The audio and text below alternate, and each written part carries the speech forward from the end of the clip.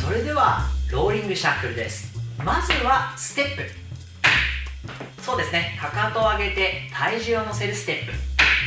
そしてステップシャッフルいきましょう。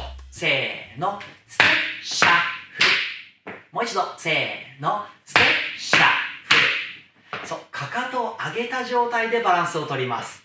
それでは反対もいきましょう。ステップシャッフルいきますね。せーの、ステップシャッフル。もう一度いきましょう。せーの、ステップシャッフル。それではこれをつなげます。ステップシャッフル、ステップシャッフル、ステップまでいきましょう。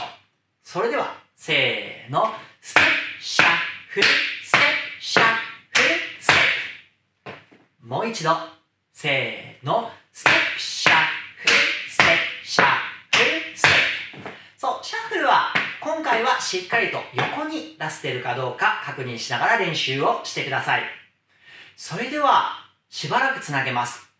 ステップシャッフル、ステップシャッフルで3連符なので1 and 2 and 3 and 4 and 5 and 6 and 7 and 8 and 1までいきましょう。で、かかとが上げた状態でやるのでバランスがとても難しいですね。軸をしっかり大切にしていきましょう。ではいきます。せーの。1